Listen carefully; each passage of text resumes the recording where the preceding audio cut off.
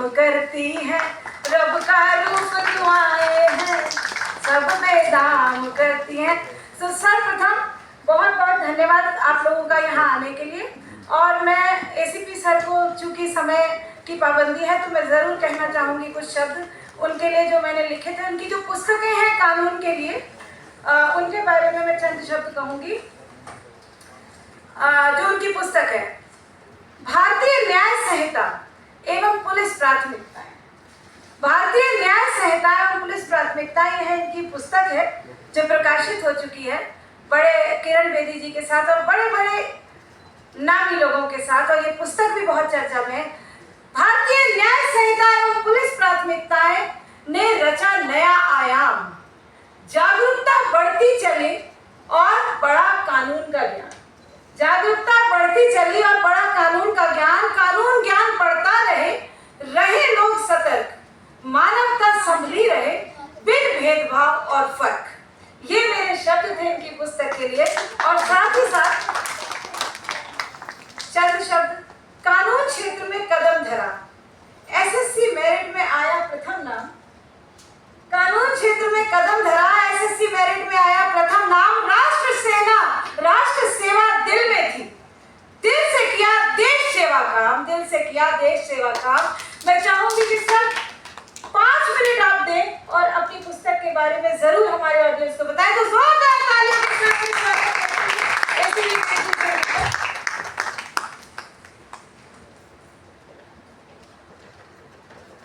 धन्यवाद भावना जी।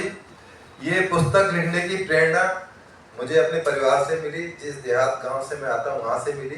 क्योंकि हिंदुस्तान के अंदर प्रथा है कि बड़ी बड़ी ट्रेनिंग करना, अमेरिका, कनाडा, दूसरे यूरोपियन कंट्रीज में जाकर और सारा ज्ञान लेकर एक दिन रिटायर होकर चले जाना, गुमनामी में ज़िंदगी जीना। मुझे लगभग रिटायर हुए 7 साल होने जा रहे हैं। मैं पहले दिन से इतना बिजी हूँ कि मैं नौकरी के दौरान भी इतना बिजी ना रह सका जितना मैं अब रिटायरमेंट के बाद हूँ। तो ये प्राथमिकताएं जो होती है वो प्राथमिकाएं है, वर्ड है एफआईआर, प्राथमिकाएं, कैसे एफआईआर लिखी जाए। तो ये मेरी जो पुलिस की ज़िंदगी है, जो मेरा सफ़रनामा है, उसका एक निचोड़ है कि कैसे मैं अमेरिका के अंदर जो मैंने ट्रेनिंग ली, लंदन में मैं 2 बार इन्वेस्टिगेशन के लिए गया, किरण बेदी का श्रीदेवी का एक मर्डर हुआ था दुबई में, मैं दुबई भी गया था। आप मेरे साथ यदि एआई पर जुड़ेंगे श्रीदेवी के साथ ही मेरा नाम जोड़ा जाता है, क्योंकि उसकी जो मर्डर की कहानी मैंने अनरिवील की थी, किस तरह से उनका मर्डर किया गया। तो ये जो एक यात्रा थी पुलिस की, जो मेरा अपना तजुर्बा था, उस जिंदगी का निचोड़ इस किताब के अंदर है। क्योंकि ये किताब हिंदुस्तान में पहली और ये नहीं कह सकता आखिरी होगी, पर लिखने का साहस बहुत कम लोग कर पाते, क्योंकि बहुत ही नीरस विषय है। परंतु ये आज बहुत इम्पोर्टेंट है। आज कल से हिंदुस्तान में, पूरे हिंदुस्तान में ये कानून लागू होने जा रहे हैं। पिछले 160 साल से जो कानून चले आ रहे थे, जो हमारी ब्रिटिश गुलामी की एक निशानी थी, पहले इस देश में मुगलिया शासन था, फिर ब्रिटिश शासन रहा, हम उन कानूनों को बदल नहीं पाए, सरकारों की कोशिश नहीं की। अच्छे या बुरे कानून बदले गए एक अलग चीज़ है, इसमें बाद में सुधार किया जा सकता है। परंतु मैं सरकार का धन्यवाद देना चाहता हूँ कि एक आम आदमी को जिंदगी में जो प्रभावित करती हैं चीज़ें, उस बारे में एक साहसिक पहल जरूर की है सरकार ने। और उसका परिणाम है कि कल से रात को 12 बजे से इस हिंदुस्तान में नए कानून लागू हो जाएंगे। आमतौर की भाषा में बोला जाता है, जैसे ये आदमी 420 है तो 420 धारा ही नहीं होगी, 356 से ऊपर धारा ही नहीं है। इस तरह से बहुत सी चीजें हैं जो आज के टाइम में जरूरत थी, उन तमाम चीजों को कानून में लाया गया है।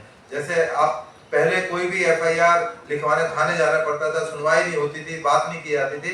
अब आपको ये सुविधा होगी कि आप यदि थोड़ा बहुत भी मोबाइल चलाना जानते हैं, इंटरनेट के बारे में जानते हैं, कंप्यूटर के बारे में जानते हैं, आप विदेश से बैठ के भी एफआईआर दर्ज करा सकते हैं। एक बहुत बड़ी एक पहल है सरकार की, और एक आम आदमी को इसका जरूर फायदा होगा। और खास तौर से महिलाओं के लिए इस कानून में बहुत सारे प्रोविजन किए गए, क्योंकि महिलाओं को इस देश में दूसरी निगाह से देखा जाता रहा है, गलत निगाहों से देखा जाता रहा है। परंतु इस कानून के द्वारा महिलाओं की सशक्तिकरण की जो बात आ रही है वो भी इसके अंदर है।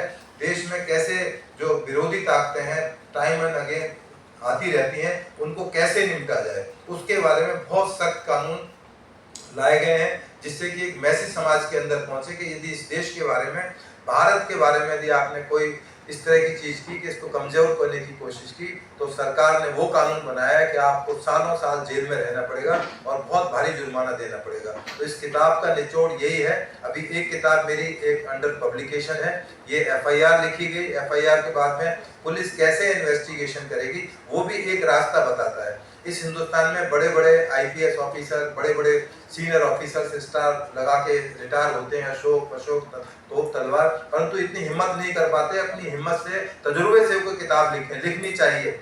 अमेरिका, यूरोपियन कंट्रीज में एक छोटा सा भी मोची भी होता है तो अपने जीवन के बारे में 10 पेज की पैम्फलेट लिख के जाता है, कुछ न कुछ अपने तजुर्बे छोड़कर जाता है। परंतु पुलिस ऑफिसर्स इतनी नॉलेज होते हुए, इतनी जानकारी होते हुए वो रिटायरमेंट के बाद ब्लैंक होकर चले जाते हैं, तो ये अच्छा मैसेज नहीं है। तो उन सभी के लिए मैसेज है कि उन तमाम को अपने जीवन के अनुभव लिखने चाहिए। अपनी पुलिस की यात्रा में क्या क्या आम आदमी को फैसिलिटेट किया, क्या परेशानी आई, क्योंकि पुलिस के ऊपर जो दाग हैं इतने खतरनाक किस्म के दाग होते हैं। आप डेली अखबार में पढ़ते हैं कि वहाँ SHO ट्रैप हो गया, सिपाही ट्रैप हो गया।